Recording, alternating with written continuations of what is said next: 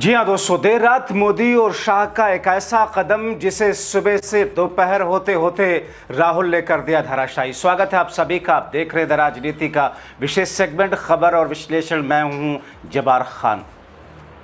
दोस्तों, क्या आप ये कल्पना कर सकते हैं कि 2014 से लेकर 26 के बीच में बीते एक महीने पहले तक मोदी और शाह के कदमों को धराशायी करना इतना आसान होगा? नहीं ना। मगर एक के बाद एक जिस तरीके से इंडिया गठबंधन, राहुल गांधी, छात्र शक्ति, युवा शक्ति जिस अंदाज में मोदी और शाह के कदमों को न सिर्फ धराशायी कर रही है, बल्कि देश की युवा पीढ़ी अपने मन से डर निकाल करके छाती पे चढ़ करके अब अपने हक की बात नहीं कर रही है, अपने हक को छीन रही है। और इसमें दोस्तों आपको वो नारा याद आता होगा जो जेनजी लगाती हुई यहां भी देखी कि हम लेके रहेंगे आज़ादी भुखमरी से, भेदभाव से, पेपर लीक से। तो अब ये जेनजी कह रही कि हम जो तुम ना दोगे तो छीन के लेंगे। अब इस लाइन पर जेनजी आ चुकी है। प्रधानमंत्री नरेंद्र मोदी ने जेनजी से कनेक्ट करने का हर रास्ता ढूंढा।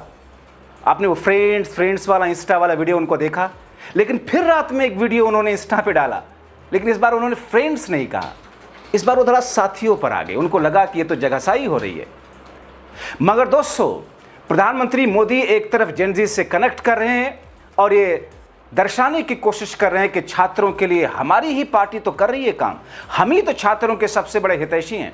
मगर हैरानगी इस बात की है दोस्तों कि जिस पेपर लीक को रोकने के लिए संसद में जब चर्चा चल रही थी बिल पारित कराने के लिए, उसी समय ओडिशा में मेडिकल का एक पीजी पेपर व्हाट्सएप पर लीक हो गया। हैरानगी।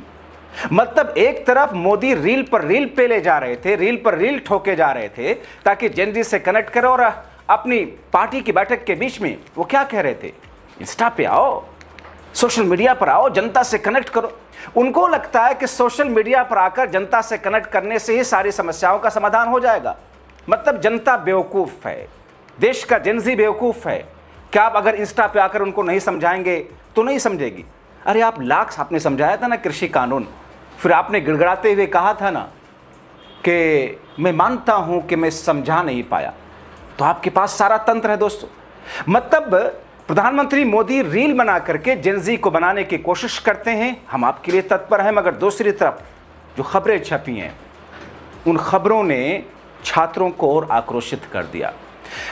बाकायदा टाइम्स ऑफ इंडिया और द हिंदू ने जो खबर छापी है दोस्तों, उसने देश के जेनजी को आक्रोशित कर दिया। जिसके बाद राहुल ने भी कैसे मोदी की उस इंस्टा वाले वीडियो को जिसे मोदी ने शेयर किया उसकी धज्जियां उड़ाई।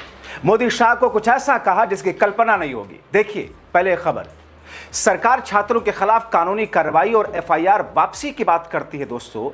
सरकार तो दूसरी तरफ छात्रों को कैसे परेशान कर रही है, एक लिस्ट बना करके इन्फ्लुएंसर से उनका डेटा जमा करा रही है। पुलिस द्वारा उन छात्राओं को, खास तौर पर लड़कियों को बुला करके धमकाया जा रहा है, उनके पेरेंट्स को धमकाया जा रहा है। देखिए विजेता सिंह ने खबर छापी है, सीजेपी के जंतर मंतर पर अपना आंदोलन खत्म करने के कुछ दिनों बाद दिल्ली पुलिस ने प्रदर्शनकारियों के विरोध स्थल पर अपनी मौजूदगी के बारे में बताने के लिए बुलाया। ऐसा कांग्रेस पार्टी के लीगल सेल के सदस्य ऋषभ रंजन ने कहा, जो कानूनी मदद देने में शामिल रहे हैं, कि कई लड़कियों को राइट विंग इन्फ्लुएंसर ने कॉल कर रहे हैं जो पूछ रहे हैं कि वो विरोध में क्यों शामिल हुए। उनके नाम एक लिस्ट का हिस्सा हैं जिसे इन हैंडल से फैलाया जा रहा है, उन्हें परेशान किया जा रहा है और धमकाया जा रहा है। ऑफलाइन इसके साफ सबूत हैं। इस पर सरकार को गंभीर कार्रवाई करने की जरूरत है। उन्होंने कहा कि ऐसी घटनाओं के बारे में सुप्रीम कोर्ट को बताया जाए। दोस्तों से सोचिए, ये हिपोक्रेटिक स्टेप, ये दोहरा मापदंड जिसे दोगला चरित्र कहते हैं राजनीतिक तौर पर, यह सरकार दिखा रही है दोस्तों। तभी राहुल गांधी ने मोदी शाह को एक संदेश भेज करके वार्न कर दिया अब से थोड़ी देर पहले कि पीएम मोदी और अमित शाह, आप जेनजी को चुप रहने के लिए धमका नहीं सकते। पहले आप उनकी हड्डियां तोड़ते हैं, अब आप एफआईआर करा रहे हैं, उनके अकाउंट बंद करा रहे हैं। आप भारत का अतीत हैं, भारत के भविष्य के साथ कैसा व्यवहार करते हैं, इस बारे में सावधान रहें। तो दरअसल प्रधानमंत्री नरेंद्र मोदी और अमित शाह को राहुल गांधी एक तरीके से वार्न भी कर रहे हैं, चेतावनी भी दे रहे हैं। संसद में आपने देखा किस तौर पर कांग्रेस पार्टी के नेता मल्लिकार्जुन खड़गे को आपने देखा कि तुमको तुम्हारे एसी रूम से घसीट के लाएंगे। मुझे नहीं याद पड़ता कि भारत के आज़ाद भारत के लोकतांत्रिक और संवैधानिक भारत के इतिहास में कभी किसी गृह मंत्री के लिए ऑन रिकॉर्ड संसद में ऐसी भाषा का प्रयोग किया गया होगा। और अगर किया जा रहा है तो उसके पीछे कारण है, और उस कारण को अब जनता ने समझ लिया, उसने नब्ज को दबा दिया है, उस जिंदगी को परेशान किया जा रहा है। दोस्तों, कल हमने आपको बताया कि दिल्ली सरकार ने कैसे 13 FIR को वापस लेने की बात कही, लेकिन दरअसल वो 13 FIR नहीं, 20 से ज्यादा FIR है। अभिजीत दीपिके की टीम ने सौरभ दास ने खुल करके चैलेंज करते हुए ऐलान किया कि आप वादे से मुकर रहे हैं, आपका ये दोहरा चरित्र है, ये नहीं चलने वाला, क्योंकि FIR सिर्फ 13 नहीं थी। तो क्या सरकार उसी तरीके का कदम उठा रही है जिसमें सरकार दरअसल जनता को भ्रमित करके, जेनजी को परेशान करके, उनको बैकफुट पर डालकर, डराकर, धमका करके उनको आंदोलन खत्म करने या फिर उनके मन से आंदोलन की इस सोच को हटाने के लिए कर रही है? सुनिए। ये जो दिल्ली गवर्नमेंट का नोटिफिकेशन निकला है उसमें लिखा है कि उनके काउंट के हिसाब से 13 FIRs हैं। हमें जितना मालूम है 20 FIRs है। इन एनी केस उन्होंने वर्ड यूज किया कि कोई भी प्रोटेस्टर के खिलाफ कोई एक्शन नहीं होगा फ्यूचर में, एंड जो FIRs है उनको आप मानिए कि क्लोज हो गया है, ठीक है। एंड साथ साथ देखा है कि जो डिटेनीज है और अरेस्टेड है उनको जल्द से जल्द छोड़ा जाएगा। हम चाहते हैं कि सही लैंग्वेज यूज करे सरकार, ऐसे लैंग्वेज यूज मत करिए जहाँ पे बहुत ज्यादा स्पेस खाली हो कि आप जल्द से जल्द का मतलब क्या होता है, 1 महीने, 10 महीने, 15 महीने या 1 घंटा, ये आप स्पेसिफाई करिए। इमीडिएटली वर्ड यूज करना चाहिए। जो FIRs है उसको क्लोज नहीं, उसको विड्रॉ करने का गारंटी दिया था, वो वर्ड यूज करना चाहिए आपको। तो एक पॉजिटिव डेवलपमेंट हुआ है कि दिल्ली गवर्नमेंट की तरफ से भी आया है। FIRs की कॉपीज हमें अभी तक नहीं मिला है। मैं तो सरकार से यही डिमांड करूंगा कि आपने जो गारंटी दिया था उस पर अमल करिए और जल्दी अमल करिए। अब दोस्तों, आप सोचिए ना कि ओडिशा में कब पेपर लीक हुआ, व्हाट्सएप पे पेपर कब आया। देखिए, उसी टाइम पर 200 पेपर व्हाट्सएप पर लीक होता है जिस टाइम संसद में चर्चा चल रही थी। मोदी शाह ये कह रहे थे कि साहब हम तो ऐसा कानून लाने जा रहे हैं जिस कानून के बाद में पेपर लीक नहीं होगा, पेपर लीक अगर होगा तो उनके खिलाफ में कितनी सख्त धाराओं में कार्रवाई की जाएगी। इस एपिसोड में, इस पूरे व्यवस्था में जो नया बिल लेकर के आई है मोदी सरकार, उसमें पेपर लीक ना हो इसे रोकने के लिए चोर दरवाजे कहां बंद किए गए।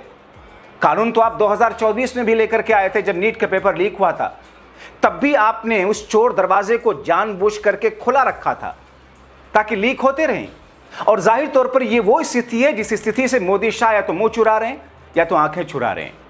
क्योंकि दोस्तों, सरकार अगर ठान ले, एक फिल्म का डायलॉग है कि अगर पुलिस अपने पर आ जाए कानून व्यवस्था ठीक करने के लिए तो शहर में किसी बच्चे का खिलौना कोई नहीं चुरा सकता। अगर सरकार वाकई देश हित के लिए, जनहित के लिए, संवैधानिक और लोकतांत्रिक मूल्यों में रच बस जाए और कदम उठाए, मजाल किसी पेपर लीक की। आपका वो बजट वाला भाषण जब आप पेश करते हैं, वो निर्मला ताई हलवा खिला खिला करके जो कहती हैं कि साहब प्याज मैं नहीं खाती तो मुझे प्याज की कीमतें कैसे पता होंगी, प्याज ज़मीन आसमान छुए या ज़मीन आसमान को मिला दे उसकी कीमतें, उससे क्या फ़र्क पड़ता है। ऐसे को तो आपने बना रखा वित्त मंत्री। अगर वो भाषण लीक नहीं हो सकता है तो नीट पेपर क्यों लीक हो रहा है? दरअसल एक कॉमर्शियली एक बिजनेस है सरकार का। जी हाँ, क्योंकि सरकार में बैठे हुए लोगों के दायरे में आता है सब कुछ, और इस कॉमर्शियली बिजनेस को चोर दरवाजों के जरिए खोल करके रखा जाता है ताकि एक एक पेपर पर 10-10 लाख, 20-20 लाख रुपए एक एक बच्चे से। आप सोचिए दोस्तों, देश में करोड़ों करोड़ बच्चे नीट में बैठते हैं, लेकिन सबके पास पेपर थोड़ी पहुंचता है। उसमें से कितना 10% के पास भी पेपर पहुंच गया तो इनकी कमाई आप सोच सकते हैं। जाहिर तौर पर यह वो स्थिति है जिस स्थिति से सरकार घबरा रही है। इसीलिए प्रधानमंत्री मोदी इंस्टा से लेकर अलग अलग प्लेटफॉर्म पर सेल्फी मोड में फ्रेंड्स से अब दोस्तों पर आ गए, साथियों पर आ गए करते हैं, लेकिन कनेक्ट नहीं हो पा रहा है क्योंकि इस देश की जनता ने अब ठान लिया है। और यही स्थितियां दोस्तों आपने संसद में देखी हैं, क्या कुछ हो रहा है। आप क्या सोचते हैं? अपनी राय कमेंट बॉक्स में जरूर लिखें।